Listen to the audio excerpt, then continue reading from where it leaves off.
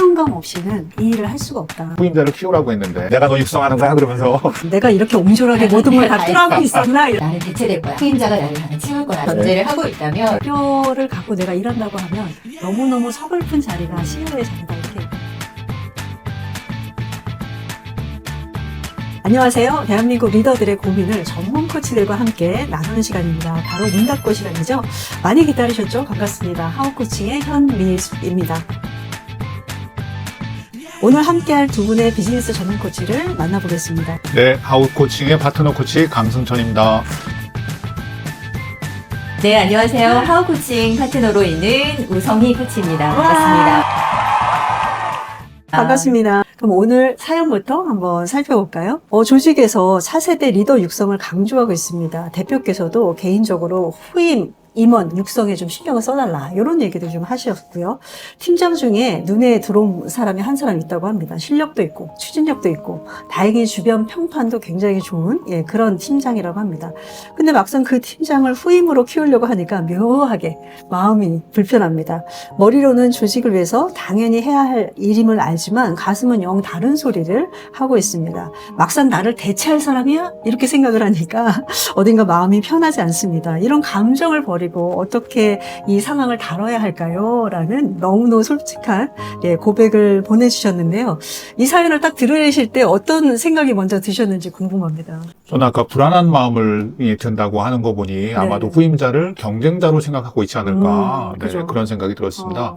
그러면서 한편으로는 자신의 위치나 능력에 대해서 조금 자신감이 없으신가? 그러게요. 자신의 앞날에 대한 설계가 좀 명확하지 않을 수도 있겠다. 이런 네. 생각까지 들었습니다. 아, 그렇군요. 그런 부분들이 또 생각이시면 원인이시기도 하겠다는 생각도 드네요. 네. 우리 우선희 코치님 어떠셨어요? 저는 사실 사연을 딱 읽고 먼저 올라온 생각은 와, 그래도 이분 용기가 있으시다. 왜냐하면 실질적으로 그런 말씀 잘 안 하시거든요. 육성도 당연히 해야죠 라고 생각하시는데 머리와 마음이 따로 논다라는 그 갭이 있다라는 걸 알아차리시고 솔직하게 말씀해 주셔서 저는 용기 있으시다 라는 생각이 먼저 들었고요.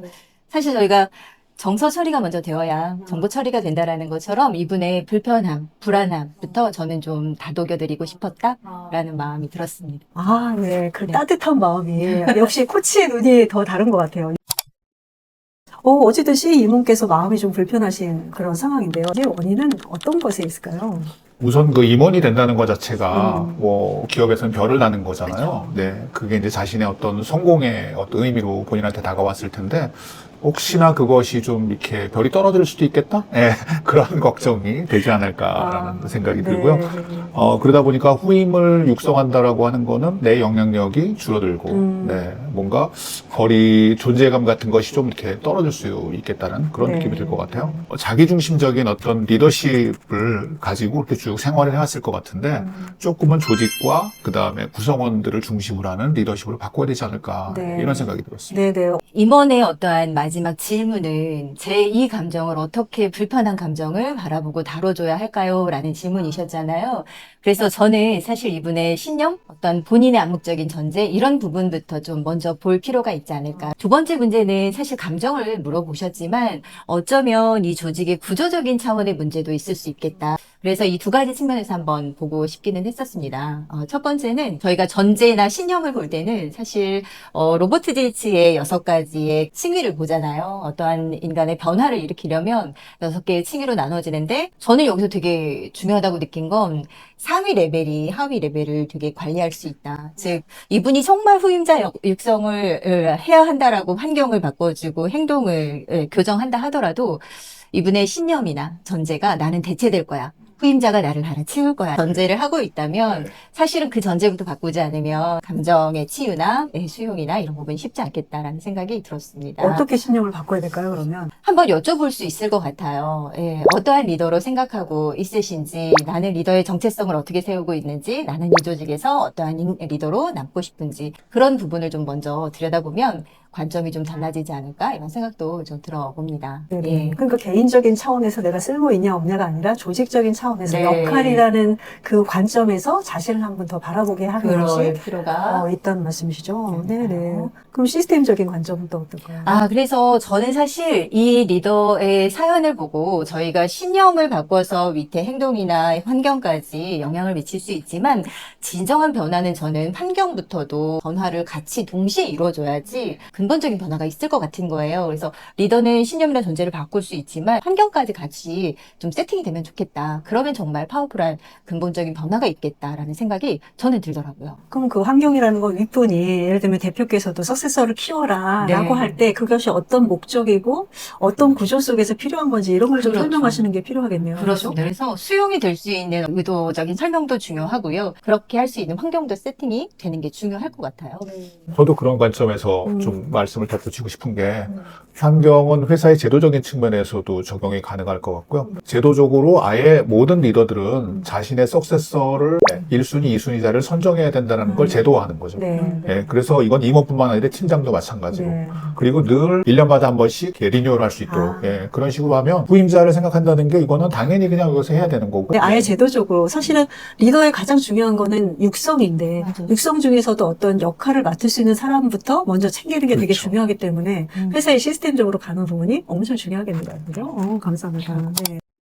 말을 안 꺼낼 분이 사실은 아까 이제 용기 있는 분이라고 말씀하셨잖아요. 네. 우승희 코치님께서 현장의 대부분의 리더들도 이런 고민들이 좀 있을 것 같아요. 혹시 현장에서 경험하셨던 사례들이 있으실까요? 실제로 많은 리더들이 그런 모습들을 보이는 거를 많이 봤고요. 아, 예, 어떤 경우에는 후임자를 키우라고 했는데 후임자를 좀 이렇게 불편하게 만들거나 조금은 좀 자기의 불편한 심기를 드러내는 사례까지 정말는군요. 좀 봤던 것 같아요. 내가 너 육성하는 거야? 그러면서 네, 조금은 좀 강하게 푸시하시는 것까지 네, 봤던 네. 것 같아요. 네. 그게 정말 그분의 성장을 위해서 하는 건지 아니면 본인의 불편한 심정을 담은 건지 예, 약간은 좀 오해가 될 수 있을 정도로 네, 그런 모습을 봤던 것 같습니다. 네, 저희가 임원 코칭 하다 보면 저는 그런 사례 있었습니다. 실질적으로 진짜로 불편합니다. 하고 싶지 않습니다라는 얘기를 하셨을 때 제가 의사결정을 한번 쫙 같이 본 적은 있었습니다.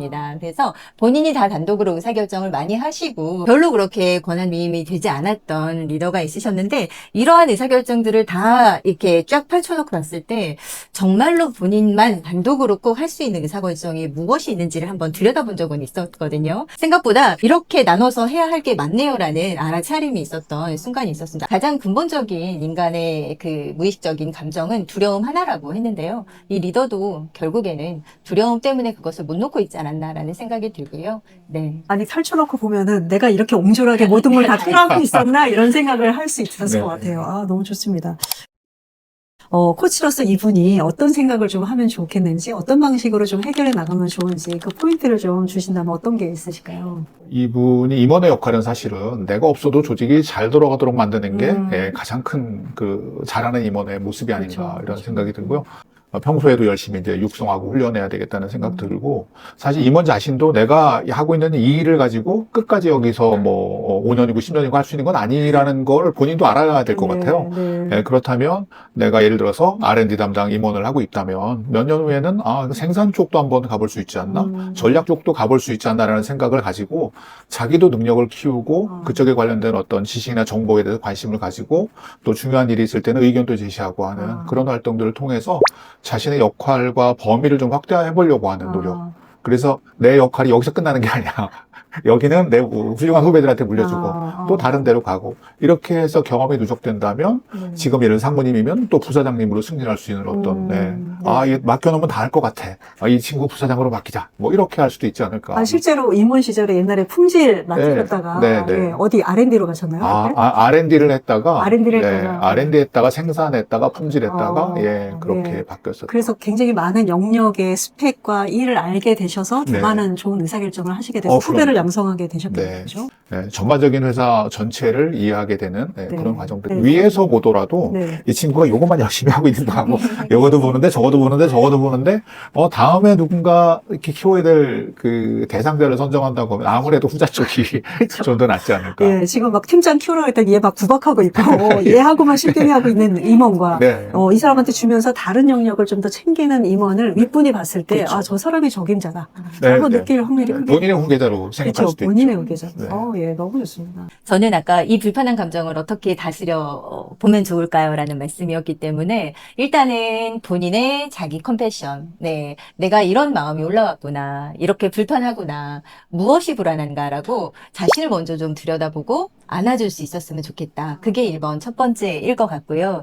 그렇게 되면 감정이 좀 수용이 되고 직면했으니까 그렇게 감정이 수용이 되면 그 다음에 관점이 바뀌고 신념은 바꿀 수 있다라고 저는 보기 때문에 그래서 두 번째는 이제 신념이나 정체성을 한번 생각해 보는 단계가 필요할 것 같습니다. 그래서 말씀 주신 것처럼 과연 나는 어떠한 리더인가, 외부에서 갔을 때 어떻게 기억에 남고 싶나. 그래서 이해관계자까지도 생각해 볼 수 있을 것 같고요. 아마 이걸 세워보신다고 하면 내 신념이 이런 신념 때문에 내가 이렇게 갖고 있었구나. 저희가 칼 로저스가 정체성은 꾸준히 수정하고 바뀔 수 있다라고 하거든요. 저는 그것 때문에 너무 감사하게 저에 대한 어떠한 제한된 신념, 나는 이런 사람이야 라고 정체성을 가둬놨다가 나는 내가 마음 먹으면 이렇게 정체성이 바뀔 수 있어 라고 하는 수정된 정체성으로 살아가는 저를 보면서 저는 그게 너무 인간으로서 감사하거든요. 그래서 이 리더님께도 저는 그걸 권해드리고 싶습니다. 그래서 자신의 정체성을 한번 수정해 보시고 그렇다 보면 신념도 바뀌고 내가 어떤 역량을 좀 키우면 좋을까? 그럼 나는 어떤 행동을 할까? 그럼 나는 이 행동을 하기 위해서 내 주변의 환경을 어떻게 좀 바꿔볼까? 외부의 환경을 어떻게 요청해 볼까? 아마 이게 자연스럽게 변화의 단계로 시작될 것 같다라는 생각이 듭니다. 직접 체험하셔서 내 삶의 변화를 느끼셨기 때문에 이게 얼마나 중요한지를 계속 강조를 네. 해주시네요. 예. 저는 예전에 어떤 그 대기업의 이제 사장님을 코칭을 했는데 다른 사람들은 사장이나 임원들이 급여를 많이 받는다고 생각하지만 급여를 갖고 내가 일한다고 하면 너무너무 서글픈 자리가 CEO의 자리다 이렇게 얘기해요. 그러면서 사명감 없이는 이 일을 할 수가 없다. 그래서 그 말씀 들으면서 위로 올라가면 올라갈수록 지금 말씀하셨던 이 정체성에 자기의 사명감이 포함되어 있어야 되는 거잖아요. 예, 그런 부분들을 잘 중심에 둬야만 이 일을 잘 해나갈 수가 있고 더 넓은 세계로 나가실 수 있지 않을까 이런 생각을 하게 됩니다. 오늘 우리 후임을 길렀으면 좋겠는데 마음이 내키지 않아요 했던 우리 C 임원의 이야기에 대해서 나눠봤는데요. 영상을 보신 뒤에 그렇게 해봐야겠다. 그런 포인트가 있었네. 이렇게 느낌표로 바뀌실 순간이 반드시 있었을 거라고 생각이 듭니다.